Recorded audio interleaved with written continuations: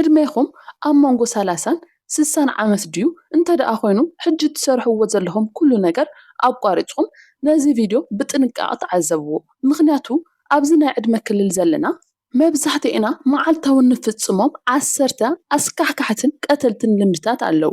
እዞም ልምድታት እዚኦም ንሰብነትና ብምስጥር እናበልዑ ዕድመና ብከቢድ ይሕፅርዎ ከም ዘለዉ ትፈልጡ ዶ? ነዚ ክትሰምዑ ከለኹም ምናልባት ኣነ እኮ ጥዑ እየ ምንም ሕማም የብለይን ኢልኩም ክትንዕቅዎ ትኽእሉ ኢኹም። እንተኾነ ግን ዝኾነ ሓኪም ክነግረኩም ዘይደሊ ዘፍርሕ ሓቂ ካብ 30 ክሳብ 60 ዓመት ኣብ ዘሎ ግዜ ናይ ሰውነትና መከላኸልን ዕርድን ናይ ዋህይታት ወይ ድማ ሴልስ ዓቕምን ብከቢድ ቁልቁል የውርዶ እዩ። በዚ ግዜ እዚ እንሰርሖ ንኣሽቱ ጌጋታት በቐጥታ ናብቶም ስቕታውያን ቀተልቲ ዝበሃሉ ሕማማት ይቕየሩ።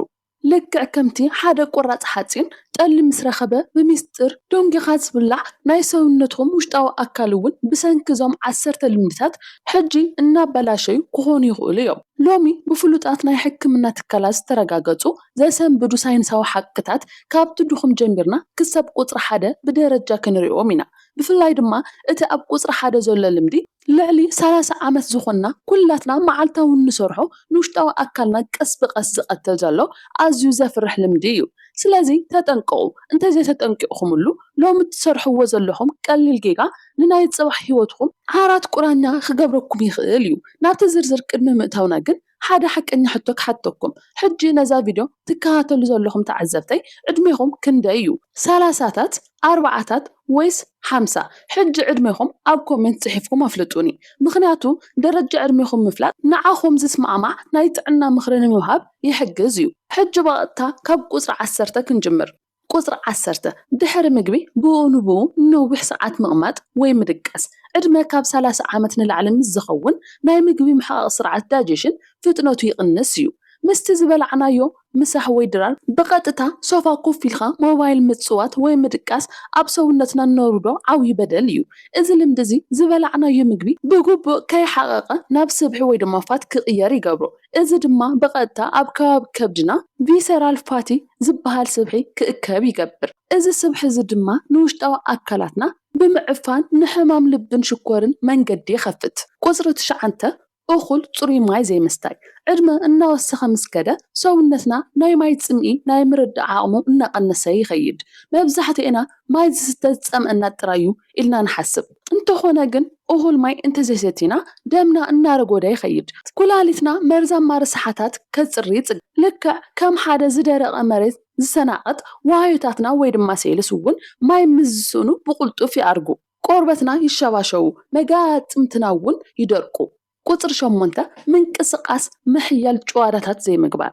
ድሕሪ 30 ዓመት ዕድመ ሰውነትና ኣብ ዓመት ካብ 3 ክሳብ 5 ሚእታዊ ዝኸውን ዓቐን ጭዋዳ ባዕሉ ይጠፍእ እዩ። እዚ ድማ ሳርኮፒኒያ ይበሃል። ብዙሓት ሰባት ዕድሚኦም ምስ ደፍአ ዝገብርዎ ምንቅስቃስ ናይ እግሪ ጉዕዞ ጥራሕ እዩ። እንተኾነ ግን ቀለልቲ ክብደታት ምልዓል ወይ ጭዋዳ ዘሕይሉ ስራሕቲ እንተዘይሰሪሕና ጭዋዳና ተወዲኡ ኣብ ዓፅሚ ጥራይ ክንቀወም ንግደድ። እዚ ድማ ዕድሜና 50ን 60ን ምስ በፅሐ በቐለልቲ ነገራት ናይ ምውዳቕ ምስባር ሚዛን ሰውነት ናይ ምስኣን ሓደጋ ብዕፅፊ ይውስኾ። ቁፅሪ 7 ለይቲ ካብ 6 ሰዓት ታሕቲ ምድቃስ ወይ ድማ ሕፅረት ድቃስ። ኣነ ብዙሕ ድቃስ ኣየድልየንን እዩ ዝብሉ ሰባት ትሰምዑ ትኾኑ። እዚ ግን ዓብይ ሳይንሳዊ ጌጋ እዩ። ለይቲ ዓሚቕ ድቃስ ኣብ እትድቅስሉ ግዜ ሓንጎልና ኣብ መዓልቲ ዝእክቦ መርዛማ ርስሓታት የፅሪ። ዋህይታትና እውን ርእሶም ይሕድሱ። ለይቲ ካብ 6 ሰዓት ታሕቲ ክትድቅሱ እንተኮይንኩም ኣብ ሰውነትኩም ናይ ጭዋዳ ሆርመን ወይ ድማ ኮርቲሶል ይውስኽ። እዚ ድማ በቐጥታ ንደም በዝሕን ዓቐን ሽኮርን የዛብዕ። ቁፅሪ 6 መዓልታዊ ዝተመስርሑ ወይ ድማ ፕሮሰስድ ምግብታት ፃዕዳ ሽኮርን ምብላዕ። ፓስታ፣ ፃዕዳ ባኒ፣ ኬክ ከምኡ እውን ዝተዓሸጉ ለስላሳ መስተታት። እዞም ምግብታት እዚኦም ልዕሊ 30 ዓመት ንዝኾነ ሰውነት መርዛማት እዮም። ኣብዞም ምግብታት ዘሎ ፃዕዳ ሽኮር ኣብ ሰውነትና AGAS ዝበሃል መርዛማ ባእታ ይፈጥር። እዚ ባእታ እዚ ንናይ ደም ቱቦታት ከም ዝዘዓገ ሓፂን የድርኦም፣ ዋህይታትና ይጠፉ፣ ከምኡ እውን ናይ እርጋን መስርሕ ብ10 እጥፊ የቃላጥፎ። እስኪ ሓቂ ንምዝራብ ኣብ ሰሙን ክንደይ መዓልቲ ጥዑም ወይ ድማ ጣፋጭ ወይ ዝተዓሸጉ ምግብታት ትበልዑ? ኩሉ ግዜ ዝበልዕ እንተሎ ኣነ በልዕ እየ ኢልኩም ኣብ ኮሜንት ፀሓፉለይ። ቁፅሪ 5 ኣጠቓቕማ ጨው ዘይምቕናስ። ዕድመና ኣብ 40ታትን 50ታትን ምስ ዝኣቱ ናይ ደም ቱቦታትና ብተፈጥሮ ናይ ምስፋሕን ምጥቃዕን ኢላስቲኪቲ ዓቕሞም ይቕንስ። በዚ ግዜ እዚ ኣብ ምግብና ንውስኾ ልዑል ጨው ኣብ ደምና ዘሎ ዓቐን ማይ ይውስኾ። እዚ ድማ ኣብ ቱቦታትና ደም ከቢድ ፀቕጢ ብምፍጣር ንደም በዝሒ ክሳብ ጠርዚ የብፅሖ።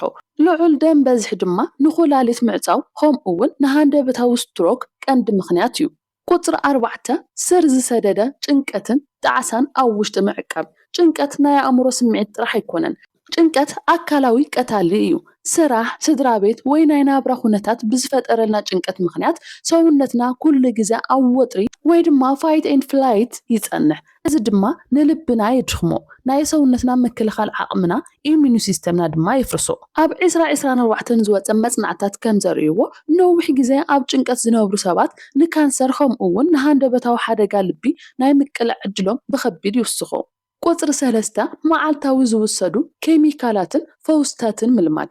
ርእሲ ሕማም ወይ ናይ ጭዋዳ ቃንዛ መዝ ዝስምዐና ኣብ ፋርማሲ እናኸድና እንገዝኦም መሕወይ ቃንዛታት ከምኡ እውን ዲክሎፌናክ፣ ኣይፖፕሮፊንን ንውሽጣዊ ኣካላትና እናድመዩ እዮም። እዞም ፈውስታት እዚኦም ብበዝሒ ኣብ ጥቕሚ ምስ ዝውዕሉ ንናይ ጨጎራ መንደቕ ይበስዑ። ካብ ኩሉ ንላዕሊ ድማ ናይ ኩላሊት ናይ ምፅራይ ዓቕሙ ሙሉእ ብሙሉእ የጥፍእዎ። ስለዚ ብዘይ ትእዛዝ ሓኪም መዓልታዊ መሕወይ ቃንዛ ምውሓጥ ኣቋርፁ። ቁፅሪ 2 ሕፅረት ቫይታሚን ዲን ብርሃን ፀሓይን። ዕድመና ልዕሊ 50 ምስ ዝኸውን ቆርበትና ንብርሃን ፀሓይ ናይ ቫይታሚን ዲ ናይ ምቕያር ዓቕሙ ብከቢድ ይቕንሶ።